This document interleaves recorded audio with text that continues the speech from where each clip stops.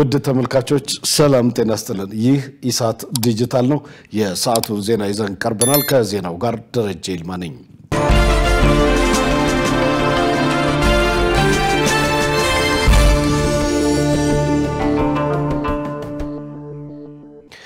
ሰላማዊ ያልሆነ የፖለቲካና የነፍጥ መንገድ ያመረጡ ሁሉ ግጭት የጥፋት ጎዳና መሆኑን ሊገነዘቡ ይገባል ተባለ ይህንን የተናገሩት የፌሪ ፕሬዝዳንት አምባሳደር ታዬ አጽቀሥላሴ ሲሆኑ ፕሬዝዳንቱ 18ኛውን ብሔራዊ የሰንደቅ ዓላማ ቀን በህዝብ ተወካዮች ምክር ቤት ተገኝተው አክብረዋል ብሔራዊ የሰንደቅ ዓላማ ቀንም በመላው ሀገሪቱ በተለያዩ ሁነቶች በዛሬው ዕለት ተከብሯል ትዕግስት ተስፋዬ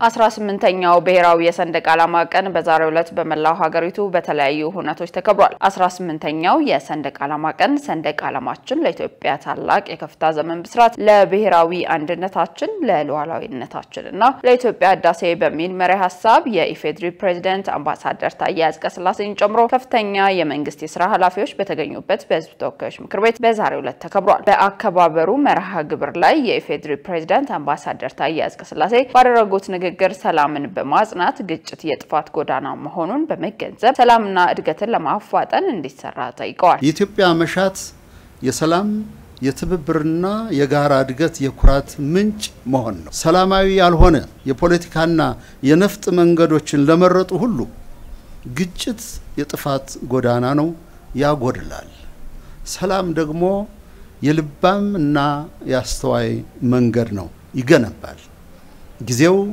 የትምርት የውቀትና የእድገት ዘመን በመሆኑ እንጠቀምበት ስለዚህ ሰላምና እድገት ኢትዮጵያን የሚያስከብር ህዝቦቿን ከፍ የሚያደርግ መሆኑን በዚህች ዕለት ልገልጽ እወዳለሁ አክለውም የሀገሪቱን ዳር ድንበር በመጠበቅ የዜጎችን ሰላምና ደህንነት ለማረጋገጥ ለሚተጉ የሰላም አስከባሪ አካላት ምስጋና አቅርበዋል በዚህ ታላቅ የክብር ቀን የሀገራችንን ዳር ድንበርና ሉዓላዊነት ለመጠበቅ የዜጎቻችን ሰላምና ደህንነት ለማረጋገጥ በበረሃው በዱሩ በውርጩና በሐሩሩ ሳይሰለቹ በጽናት ለቆሙት ጀግኖች ልጆቻችን ልባዊ ምስጋናዬን ለማቅረብ እወዳለሁ በቀጠናው የጋራ ተጠቃሚነትና ትብብር ላይ የተመሰረተውን ፍትሃዊ የባህር በር የመጠቀምና የማግኘት መብታችንን በሰላማዊና ዲፕሎማሲያዊ እንዲሁም በሰጥቶ መቀበል መንገድ ማስከበራችን የሚቀጥል ይሆናል ይህ ለኢትዮጵያ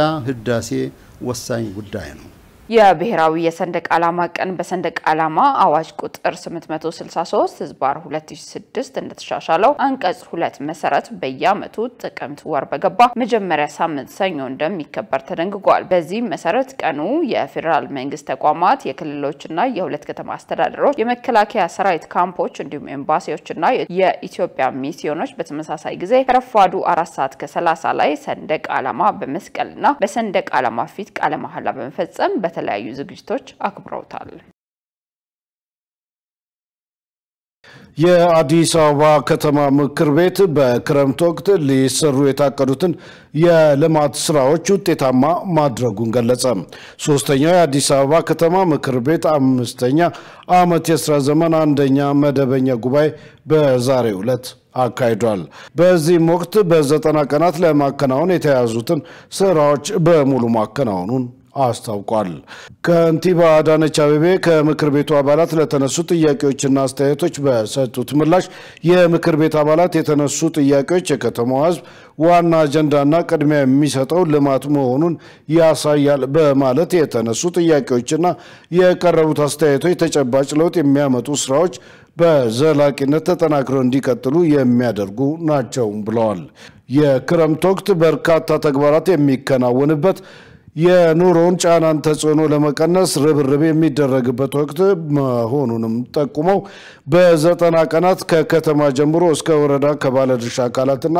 ህብረተሰቡ ጋር የተሰሩ ስራዎች በእቅድ ተይዘው መከናወናቸውን አስረድተዋል በትኩረት ከተሰሩ ስራዎች መካከልም የአቅመ ደካማና ሀገር ባለውለታዎችን ቤቶች መልሶ መገንባትና የኑሮ ውድነት ጫና መቀነስ የሚያስችሉ ተግባራት በትኩረት ተከናውነዋል ብለዋል በተጨማሪም የአገልግሎት አሰጣጥን ማዘመንና የሥራ ዕድል ፈጠራም ልዩ ትኩረት ከተሰጣቸው ተግባራት መካከል መሆናቸውን አንስተዋል ሁሉንም የታቀዱ ስራዎች በ90 ቀናት ውስጥ ውጤታማ ማድረግ መቻሉን ያስረዱት ከንቲባዋ በክረምት የመኖሪያ ቤት ግንባታ 2500 ቤቶችን ለመገንባት ታቅዶ እንደነበር በማንሳት ነገር ግን የ3400 ቤቶች ግንባታ መጀመሩና ከዚያም ውስጥ ከ2500 በላይ የሚሆኑት ተጠናቀው ለህብረተሰቡ መተላለፋቸውን ገልጸዋል።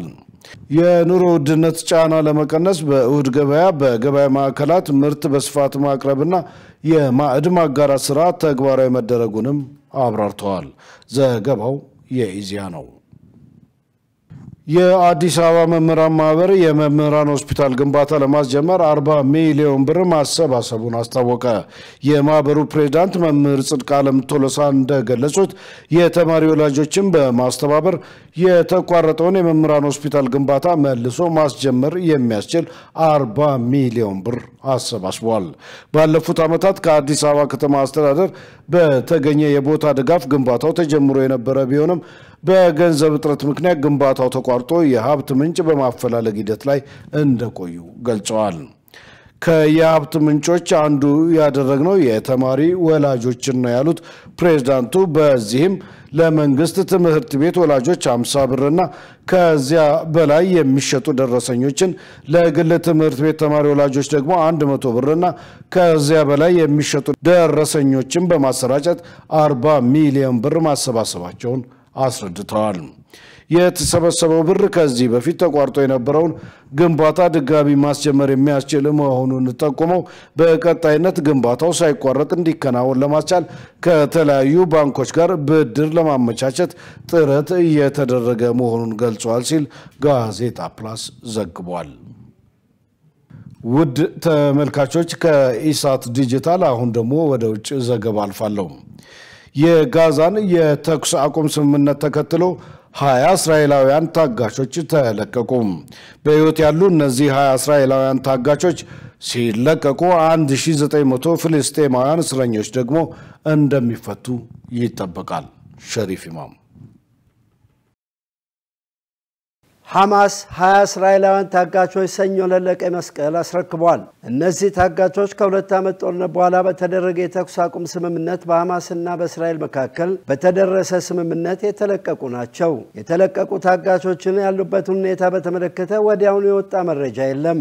ይሁን እንጂ ሐማስ እንዳለው 20 በህይወት ያሉ ታጋቾች በእስራኤል እስር ቤት ውስጥ በሚገኙ 1900 ፍልስጤማውያን እስረኞች ልውውጥ ይደረጋል። ታጋቾች ለቀይ መስቀል መሰጠታቸውን በተመለከተ የእስራኤል ቴሌቪዥን ያስተላለፈውን መልእክት ተከትሎ የታጋቾች ቤተሰቦችና ጓደኞች ደስታቸውን እየገለጹ ነው። ታጋቾቹ ለቀይ መስቀል ተላልፈው ሲሰጡ በ10 ሺዎች የሚቆጠሩ እስራኤላውያን በቴል አቪቭ ከተማ በሚገኙ ስክሪኖች ሂደቱን በቀጥታ ይከታተሉ ነበር። ፍልስጤማውያን በበኩላቸው በመቶዎች የሚቆጠሩ በእስራኤል እስር ቤቶች የሚገኙ ዘመዶቻቸውን መፈታት ይጠባበቁ ነበር። በሌላ በኩል የአሜሪካው ፕሬዝዳንት ዶናልድ ትራምፕ ከሌሎች ሀገራት መሪዎች ጋር በመሆን ወደ መካከለኛው ምስራቅ ደርሰዋል። በቆይታቸውም የአሜሪካው ፕሬዝዳንት ባቀረቡት እቅድ ላይና ጋዛ ከጦርነቱ በኋላ ምን መሆን አለባት በሚለው ላይ ይመክራሉ። ይህን ተከትሎም ከፍተኛ የሆነ የሰብአዊ እርዳታ ወደ ጋዛ እንዲገባም ይጠበቃል። በቀጣይ በጋዛ ስለሚሆነውም ሆነ ስለ ሐማስ ዕጣ ፈንታ እስካሁን የተባለ ነገር የለም። ሐማስ ሰኞ ጠዋት በህይወት ያሉትንና በተኩስ አቁም ስምምነት መሰረት የሚለቀቁትን እስራኤላውያን ስም ዝርዝር ይፋ አድርጓል። በእስራኤል ባለስልጣናት በኩል ደግሞ 1900 እስረኞች ይለቀቃሉ።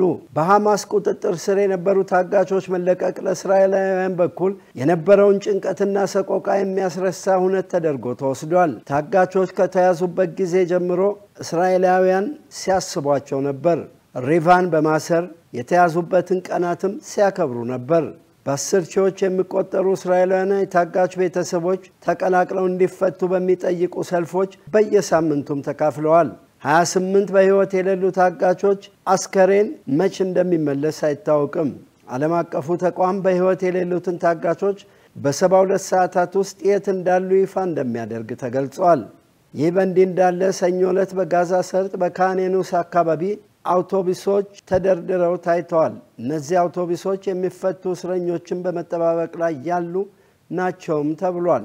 ፍልስጤማውያን እስረኞች የሚፈቱበት ትክክለኛው ሰዓት ግን በግልጽ አልተነገረም። ከሚፈቱት እስረኞች መካከል 250 ፍልስጤማውያን እድሜ ልክ የተፈረደባቸው ሲሆኑ ቀሪዎቹ 1700 ደግሞ በጋዛ ጦርነት ወቅት የተያዙና ክስ ያልተመሰረተባቸው ናቸው። በአጠቃላይ ግን የሁለቱ ዓመት የጋዛ ጦርነት በአብዛኛው ከተማዋን አውድሟል። 90 ከመቶ የሚሆኑ ነዋሪዎችን አፈናቅሏል። ፍልስጤማውያን ከስር መለቀቃቸውን ተከትሎ ደስታቸውን እንዳይገልጹ እስራኤል በዌስት ባንክ የሚገኙ ፍልስጤማውያንን አስጠንቅቃለች። ዜናውን ስናዘጋጅ አሶሺየትድ ፕሬስ እና አልጀዚራን በመረጃ ምንጭነት ተጠቅመናል። ውድ ተመልካቾች ከኢሳት ዲጂታል የሰዓቱ ዜና እስካሁን ነበር። ከዜናው ጋር ደረጀ ይልማ አብሬያችሁ ቆይቻለሁ። ከኢሳት ቀሪ ዝግጅቶች ጋር ሰናይ ጊዜ